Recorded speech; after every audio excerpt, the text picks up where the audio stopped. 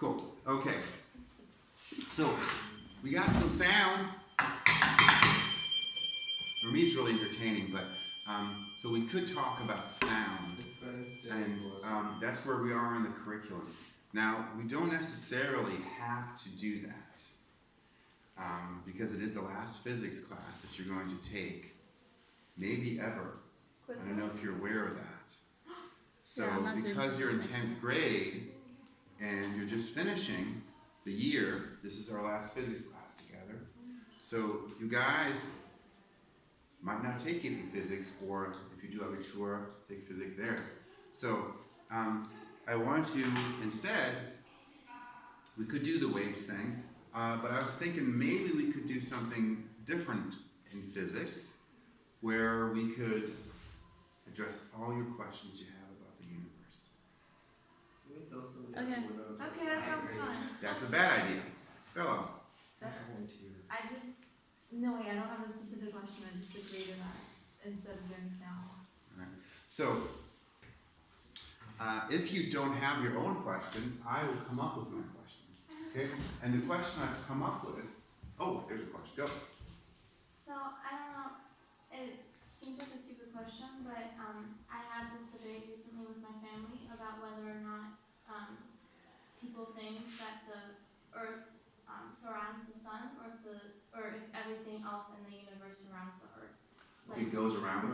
Goes around the Earth. Nothing goes, And also, like, does the moon go around the Earth, or does the Earth go around the moon? It's neither. The Earth spins and the moon. everything goes around the sun. Yeah. Well, the Earth and the Moon both orbit around the point in the middle between the two masses. Like, if you had a balance and it would balance out the point where the balance would be like hinged on, that's the point that orbits around. But then the Earth. So, that's actually kind of, it's kind of an interesting question. Yeah. Because partially it's a question of perspective, right? So if you, I'm sure you've all had that experience, like you're sitting in a bus, right? Next to another bus, and then like the other bus starts moving, or does it? You know, you're like, are we moving? Are they moving? Or a train, right? Or a station, you're like not sure if you're moving or they're moving, right? So the question is, are those two cases distinguishable? Okay. So specifically, I mean, you know, you could be like, oh, come on. I mean, seriously, like, here's the Earth, right? And I think we're all feeling like pretty sure that the thing rotates, right? But if someone was like, no, the whole universe rotates around us. Prove me wrong. Right? Okay, which is like, really? Okay. Yeah, Dylan. That's absolutely indistinguishable, and it's exactly the same thing. We read this in 1905, I think, when Einstein published his something relatively, I don't know which one. That's not right. It is totally distinguishable. Totally distinguishable. No, it's general federal reference. It is distinguishable. And the reason it's distinguishable is because the Earth is actually round. For linear motion, it's not distinguishable. So if you think about this idea, right, like we're moving that way and that thing's moving that way, or we're moving that way, or the other thing's moving the other direction at twice the speed, those three situations are indistinguishable. But because we're actually on a sphere, totally distinguishable. Okay? And we can actually measure that effect on the surface. Okay? This is an interesting thing, but not surprising, because if you think about this, this is just a more complicated version of merry-go-round. That fun device, or carousel, that the Germans trust their children with to not kill each other on the playground, and that's illegal in America. You've played on these. Like, you go to a playground in Germany, they've got all kinds of cool stuff that you can basically kill yourself with, right? I mean, we got a freaking spin over here, that's like 8 meters tall, and like, main fun thing to do is you throw other kids off it, right? And that's basically, what's that, or yourself. I mean, it's crazy, right? And Americans be like, I don't think this is a good idea. Anyway, so, this toy spins. You've seen this. Okay, and you can be on there. Okay? Yes? And it's really fun, right? There's like little metal things on the edge you can stand against, and you spin the thing so fast, like, you know, kid almost dies, and then they might like fly off, and it's like super fun, and then they crack their head open or something, and you run away. Okay, so you get the idea. Yeah? Sounds familiar? Okay, cool. But now, this is very similar to that. Agreed? So, here's the deal. I want you to think, if you were on here, good, and you were spinning, do you think you would be able to do an experiment that would prove that you're spinning and that not the world is spinning around you? Okay, I got it. Like, Okay, go. that makes sense, right? And specifically, now there's a difference here because this thing is so small and spinning so fast, and this is really big, so like the spinning fact isn't as big in terms of its effect on what happens locally, but there is an effect. And specifically, what I want you to think about is, if you had a soccer ball or a marble or what else, right, and you basically make this thing roll towards the center, like you just roll it, okay? If this thing wasn't moving, it would just roll straight towards the center. And you can already picture that that's not what's going to happen. You agree? What's the effect? Some whack thing's going to happen, right? Agreed? And we're not sure exactly what. Now, not surprisingly, the same thing happens here on Earth. Okay? So if we roll a ball on the surface of the Earth, it matters where we are on it. Because if you think about it, the top of this thing, what do you mean the top of this thing? It can't be on the bottom. This thing is going one way, right? But we could have spun it the other way. But if you think about the Earth, the top is spinning this way, the northern hemisphere, and the southern hemisphere spins the other way. Okay? So if you imagine, you look down on the top, from the top, the northern hemisphere looks just like that. It's like if you flatten it out, right? Whereas the southern hemisphere, if you look from the bottom, it's spinning the other direction. Oh yeah. Okay? So that means that the ball rolling will be somehow deflected, but deflected differently in the northern and southern hemispheres. Does that make sense? Good. Ja, guten Tag. Darf ich ganz kurz stören? Gerne. Emanuel, ich habe noch ein SA-Prüfungsprotokoll. Herzlichen Glückwunsch. Und Lola Lauritz. Ebenso. Und Isabella. Alles Gute. Dankeschön. Yeah. I got this already.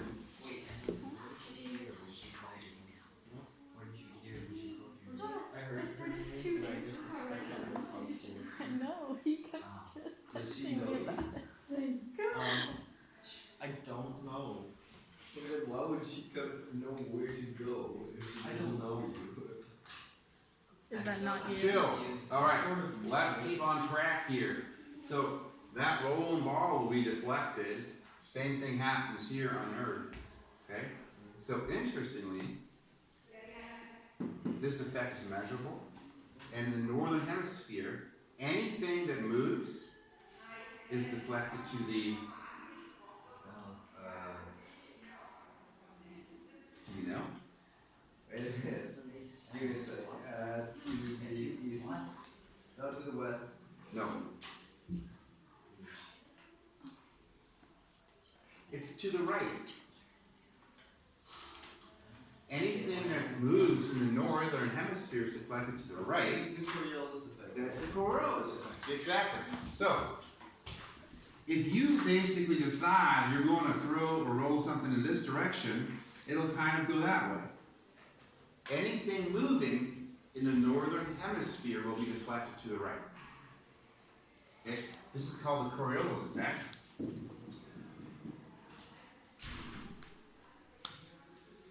I think it's spelled this way.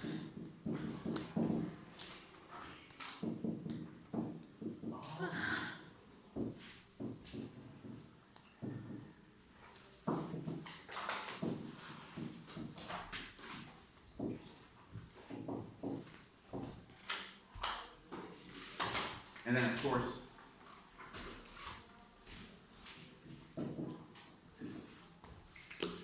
experiences a force to the right, and then How does that make sense though? It's not like there's like a screw between them and they're turning opposite. so if you imagine this ball right here, okay, and just explain why that makes sense. I know. That's why I'm explaining it. Yeah. So when we roll this ball in here, it is moving in a circle, right? So as it goes in, it has to speed up because it's a shorter distance in, similar to a ice skater. When she pulls her arms in, she spins up. So as the ball moves towards the center, it moves to actually get faster, which means it will actually be deflected to the right in order to become faster. Why does it need to become faster? Isn't it static? Well, it has to do with conservation of angular momentum in here, okay, which is a little bit beyond where we are. But for now, conceptually, I think you can qualitatively agree that it makes sense that when you roll this ball, it will not just roll towards the center. It will be changed by the fact that it's on this platform, and then like get all the nerds involved to figure out the exact math, Okay. and then nerds say, okay, qualitatively understand it, quantitatively deflection occurs to the right. Okay, so there we go. And this is why, for example, a couple things. Hurricanes. Whirlpools. What's that? Like if you Dying. This is a little complicated because this is like a local effect. The thing is, the effect is a macroscopic effect over long distances. And it's a small force, so you really have to look at big motions. But hurricanes in the northern hemisphere spin this way. Okay? Because the air gets deflected to the right. In the southern hemisphere, if you had a hurricane, it would go the other way. It also means, okay, case before Bella, you got Kirk O'Brien. No, yes. Okay. It also means that if you had a hurricane, and if it was going to cross the equator, what would happen to it? It was reversed. It would stop, Oh.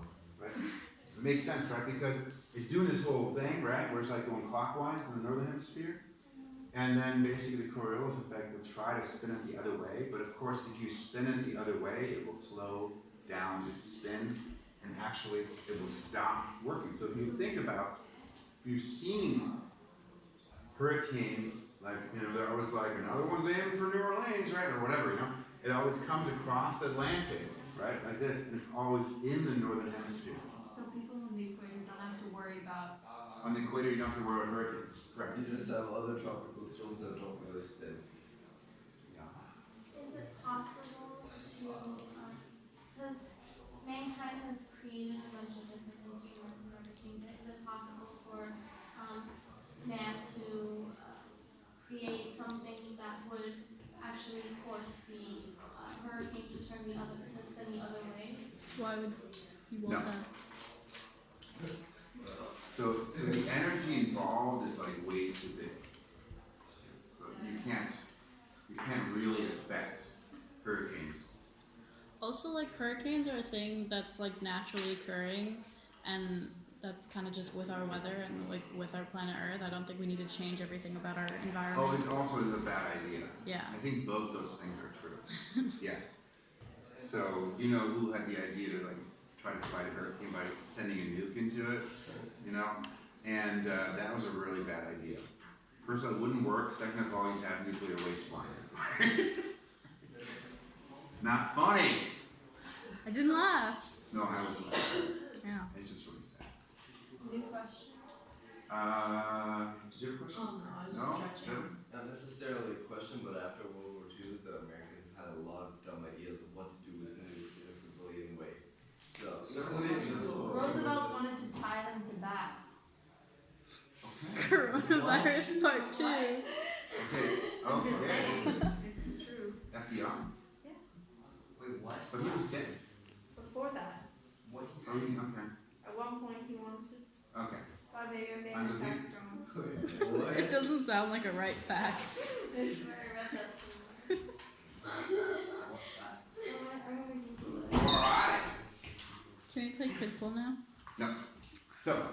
worth a try. Next question. You okay now?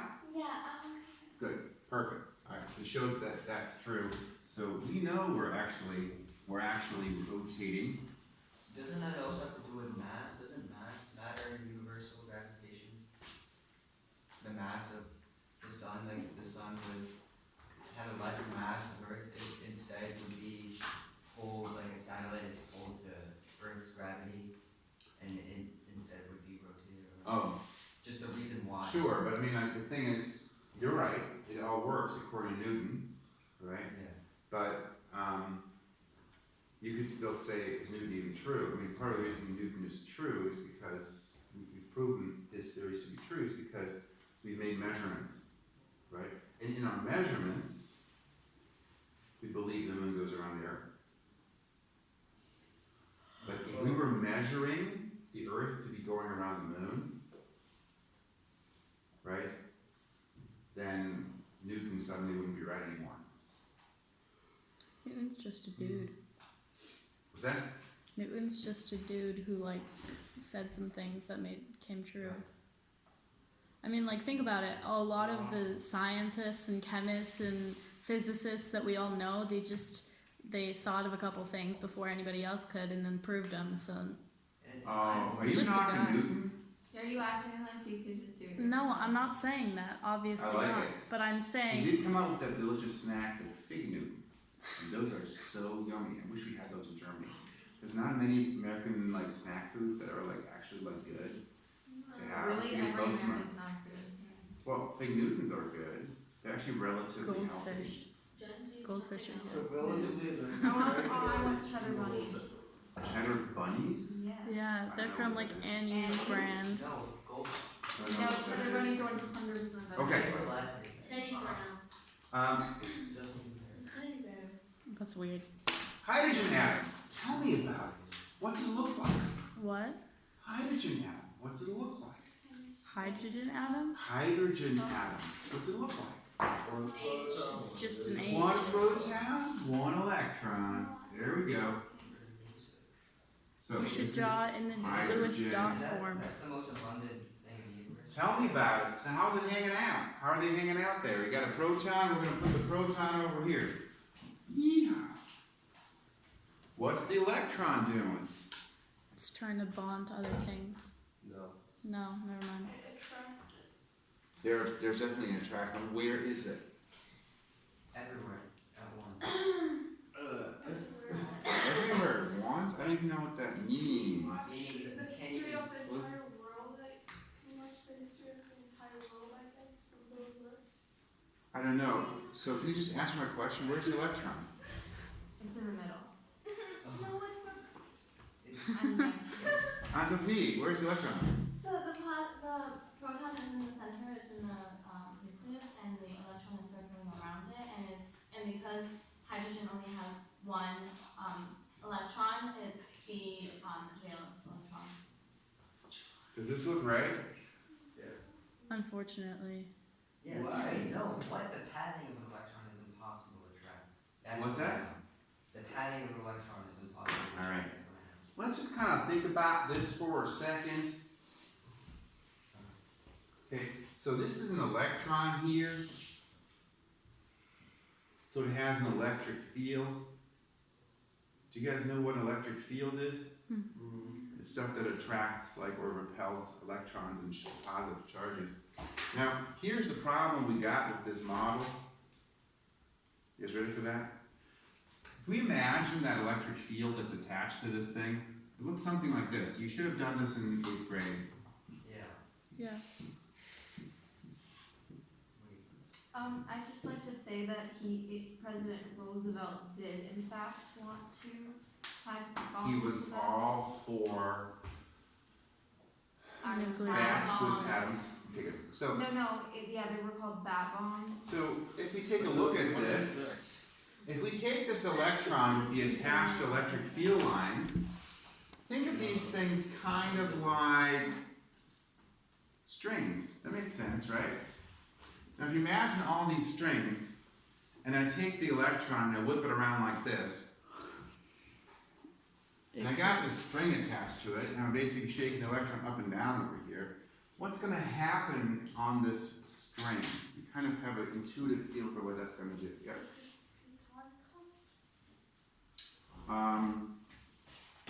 Yine. Like if we had a string, like a slinky, and you held one end, and I held the other, there would be a wave. Do you agree? Okay, so when this happens, there should be a wave traveling. A disturbance in the force. Yes? Really? A disturbance in the electric field traveling away. Problem is, a changing electric field wave, do you guys know what that is? Maybe, if you explain it. Sure, I'll give you a hint. It starts with L and ends with ite. Light. Good job. Because this disturbance in the electric field, that's what light waves are. Okay? So,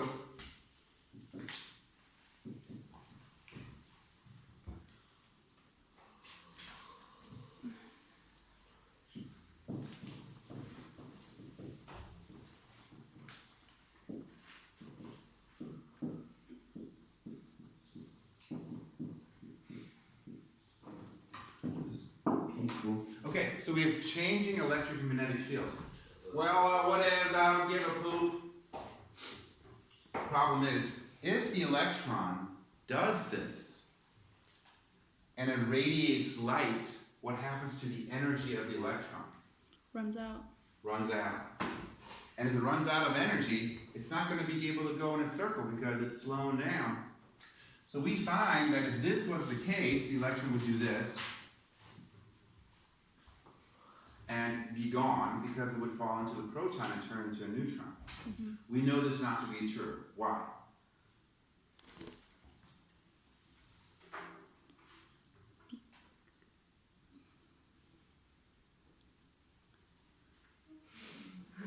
Because electrons get recharged? No, Then why? because we're having this conversation. Because And our conversation is dependent on electrons not having fallen into the protons. Yeah. Because we're made of hydrogen, oxygen, nitrogen, But silicon. why does it not fall into the Calcium. neutrons? Well, that's a different question, but we know it doesn't. Yeah. Because then everything would be neutrons. And we wouldn't exist. So, Also, the electron can't fly around the nucleus, or it would turn the whole atom into a neutron. Okay? So this orbit idea is wrong. Electrons do not orbit the nucleus. They just stay there. So, electrons do not orbit the nucleus. So we need to have a different option. Lola has suggested something that is actually a good suggestion, even though It's wrong. it's bad, right? Yeah. Because it causes other problems. So our second solution to the problem is, aha! If the electron can't orbit the proton, maybe we're just going to have the electron just sit there. No.